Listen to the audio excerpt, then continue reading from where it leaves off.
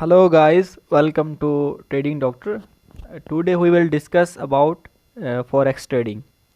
Basically forex trading होती क्या है? Foreign exchange market is a global decentralized market for the trading of the currencies.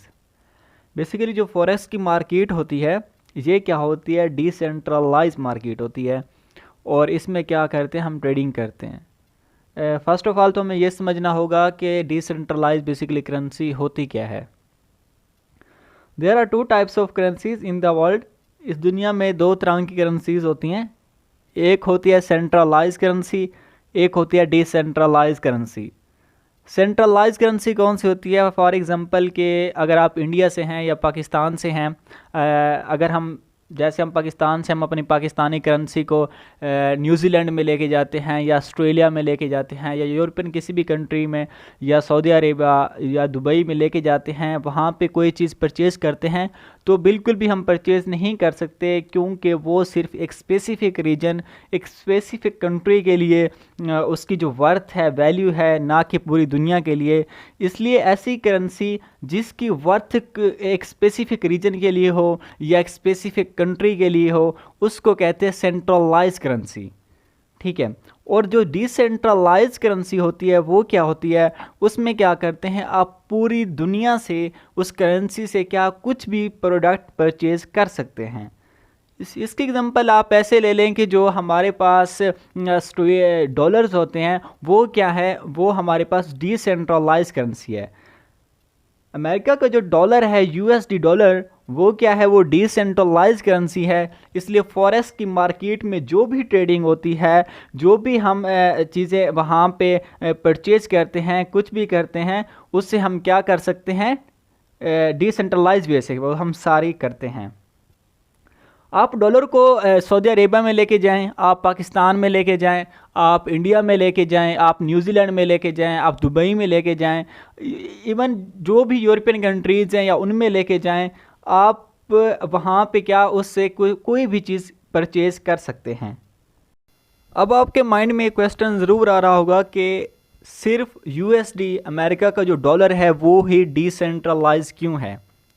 देखिए, अगर सारे मुल्कों की करेंसी को, पाकिस्तानी करेंसी, इंडिया करेंसी, रियाल को या दिरहम को या ऑस्ट्रेलियन डॉलर को, न्यूजीलैंड डॉलर को, सब करेंसियों को ही डिसेंट्रलाइज कर दिया जाए तो क्या होगा कि हमें परचेजिंग में बहुत ज़्यादा डिफ़िकल्टीज़ होंगी।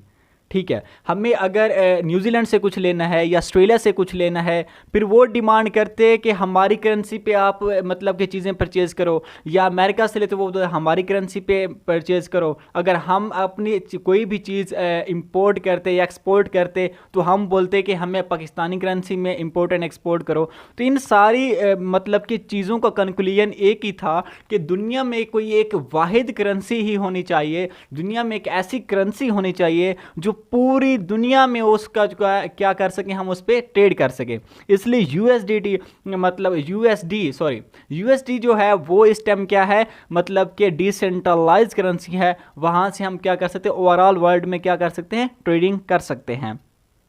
इसके बरक्स कुछ चीज़ें ये भी होती हैं कि जो यूएसडी डॉलर होता है वो मतलब कि एट अ टाइम मतलब कि ना ज़्यादा बढ़ता है ना कम होता है। अगर हम पाकिस्तानी करेंसी की बात करें तो आज से मतलब कि 3 साल पहले पाकिस्तानी करेंसी बहुत मतलब कि अप थी, लेकिन अब बहुत डाउन चली गई है। ठीक है। उस टाइम क्या था, 1 PKR इज इक्वल टू था 110 रुपीज़ के, लेकिन अगर हम अब नोडेज़ की बात करें तो $1 इज़ इक्वल टू 170 रुपी। ठीक है। तो यहाँ तक हमारी करेंसी डाउन हो चुकी है। इसलिए दुनिया में हमेशा एक ऐसे पेयर को चूज़ किया जाता है, एक ऐसी करेंसी को चूज़ किया जाता है कि जिसमें फ्लक्चुएशन बहुत कम हो, जिसमें वोलेटिलिटी बहुत कम हो। इसलिए यूएसडी वो वाहिद करेंसी है जिसमें फ्लक्चुएशन बहुत कम होती हैं। इसमें अगर हम डेली बेसिस की बात करें तो डेली बेसिस में जो मार्जिन होता है वो सेंट्स में कम होता है। यहाँ पर आपके माइंड में एक क्वेश्चन ज़रूर आया होगा कि डॉलर से अप कैसे होता है और डॉलर डाउन कैसे होता है। देखें, अगर आपने किसी भी कंट्री से कोई चीज़ बाय करनी है, कोई भी प्रोडक्ट है, लेट्स सपोज ऑस्ट्रेलिया से या न्यूजीलैंड से या किसी भी यूरोपियन कंट्री से आपने बाय करना है, तो फर्स्ट ऑफ ऑल आपको डॉलर्स की नीड होगी। क्योंकि ओवरऑल द वर्ल्ड जो ट्रेडिंग होती है वो डॉलर्स में ही होती है, यूएसडी डॉलर में। तो फर्स्ट ऑफ ऑल आपको यूएसडी डॉलर की नीड होगी। आप क्या करेंगे, यूएसडी डॉलर परचेज़ करेंगे और उस परचेजिंग से फिर आप जाके वो प्रोडक्ट बाय करेंगे। जितना आप यूएसडी डॉलर को परचेज़ करेंगे, यूएस डॉलर की जो मतलब कि वैल्यू है वो बढ़ जाएगी और इस तरह यूएसडी की जो वैल्यू है वो बहुत ज़्यादा हाई हो जाती है। और अगर आप अपनी परचेजिंग पावर कम करते हैं, आप बहुत कम चीज़ें मतलब कि इंपोर्ट करते हैं दूसरे कंट्री से, तो क्या होता है कि यूएसडी की जो वैल्यू है वो कम हो जाती है। यही वजह है कि हमेशा एक बात कही जाती है कि जितना हो सके हमें अपने कंट्री में चीज़ें मतलब कि बनानी चाहिए, हमें इंपोर्ट बहुत कम कर देनी चाहिए, ताकि हमारा जो रुपया है उसकी जो वैल्यू है वो बहुत ज़्यादा इंक्रीज़ हो जाए। लेकिन हमारा क्या अभी जो सिचुएशन है वो हम चीज़ें बहुत ज़्यादा इंपोर्ट करते हैं, इसकी वजह से जो हमारी करेंसी की जो हालत है वो बहुत ज़्यादा डाउन है। जिस करेंसी में मतलब कि इंपोर्ट ज़्यादा होती है वो क्या होती है, उसकी डिमांड बढ़ जाती है। यहाँ पर हम एक छोटी सी एग्जांपल लेते हैं। आपने कुवैत के बारे तो सुना होगा। कुवैती दिनार जो है उसकी डिमांड बहुत ज़्यादा हाई है। वो क्यों हाई है? क्योंकि कुवैत में ऑयल के बहुत ज़्यादा ज़खायर मौजूद हैं और पूरी दुनिया वहाँ से ऑयल क्या करती है, इंपोर्ट करती है।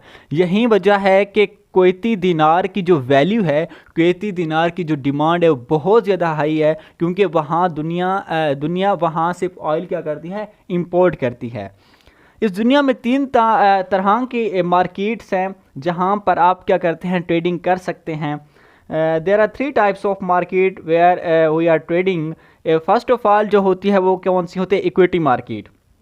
इक्विटी मार्केट क्या होती है? लेट्स सपोज आप स्टेट बैंक ऑफ पाकिस्तान या स्टेट बैंक ऑफ इंडिया या किसी भी मतलब कि कोई ऐसी कंपनी जिसका आप एल्गोरिदम देखते हैं, आप उसको एनालाइज करते हैं, आप उसका बैकअप देखते हैं, आप उसके मैनेजमेंट को देखते हैं कि ये कंपनी वाकई तरक्की करेगी, तो आप उसके क्या करते हैं, शेयर्स ले लेते हैं। अगर कंपनी तरक्की करती है तो ऑब्वियसली शेयर का रेट भी बढ़ जाता है, अगर कंपनी तरक्की नहीं करती तो शेयर का रेट भी डाउन हो जाता है। इस तरह की जो ट्रेडिंग होती है, इस तरह की जो मार्केट होती है वो इक्विटी मार्केट होती है।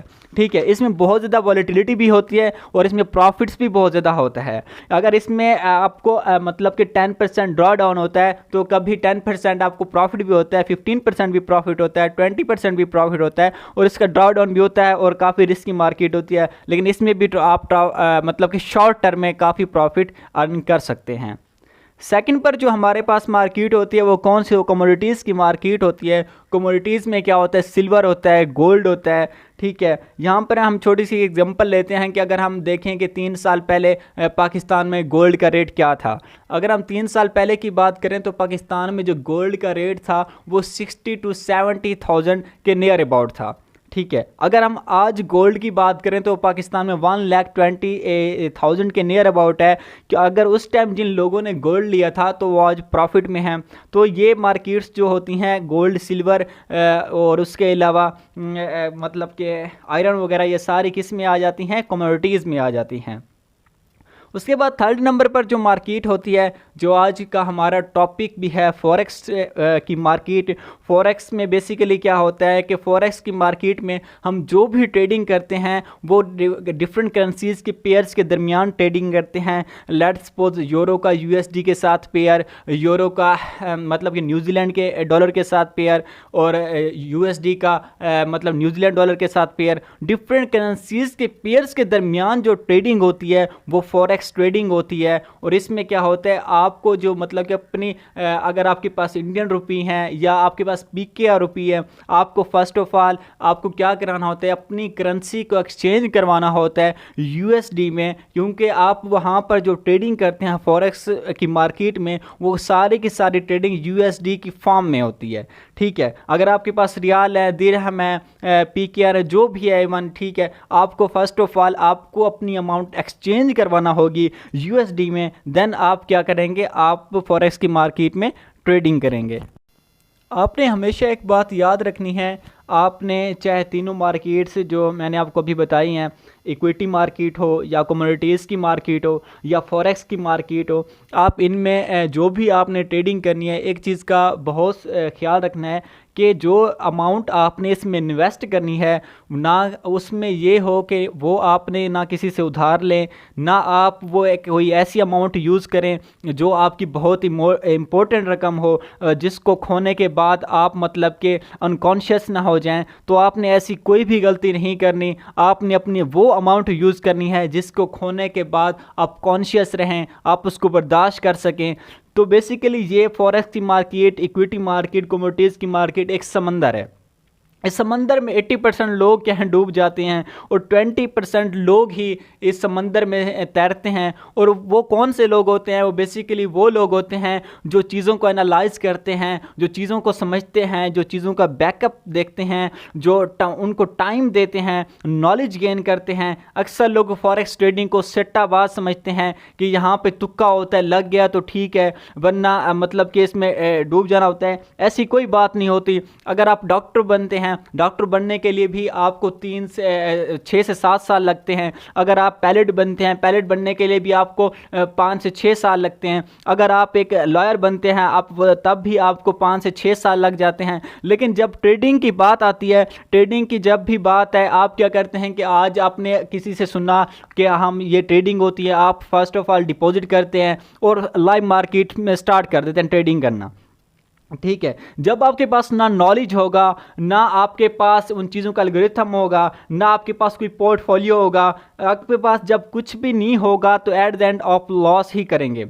बेसिकली इस समंदर में, इस फॉरेक्स की मार्केट में 3 तरह के लोग आते हैं जो ट्रेडिंग करते हैं। फर्स्ट ऑफ ऑल ऐसे किस्म के लोग होते हैं जो सिर्फ प्रॉफिट करने आते हैं। तो मैं एक बात आपको क्लियरली बता दूं कि जो लोग सिर्फ फॉरेक्स की मार्केट में प्रॉफिट करने आते हैं वो एट द एंड लॉस खा के चले जाते हैं। ठीक है, दूसरी तरह के ऐसे लोग होते हैं जो फॉरेक्स की मार्केट में तो आते हैं, वो साथ साथ ट्रेडिंग के साथ साथ नॉलेज भी गेन करते हैं और ऐसे लोग कामयाब होते हैं और ऐसे लोग बहुत आगे जाते हैं।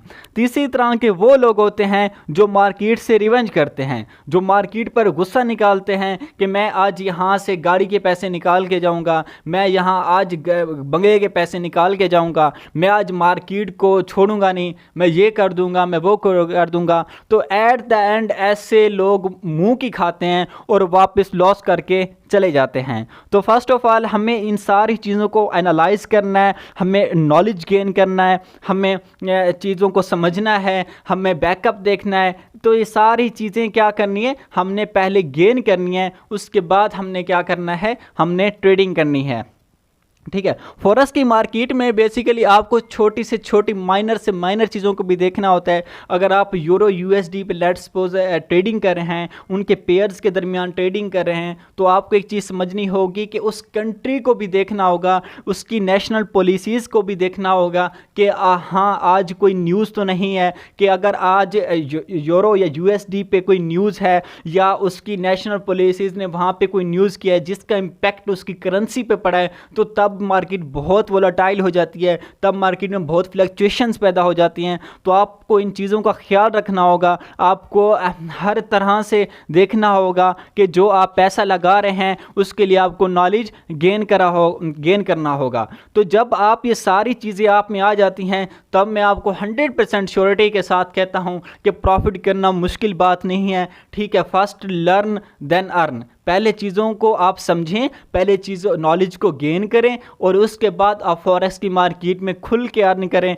क्यों नहीं कर सकते? ये हर बंदा कर सकता है। बेसिकली हम क्या करते हैं, हम गैम्बलिंग स्टार्ट कर देते हैं। हमने कहीं से सुना, आज हमने दोस्त से सुना, किसी रिश्तेदार से सुना, यूट्यूब चैनल पे किसी ने बोल दिया कि फॉरेक्स में आए 1 लाख से 20 लाख 2 मिनट में, 1 लाख से 20 लाख 5 मिनट में। ऐसा कोई नहीं होता, ऐसा कुछ भी नहीं होता।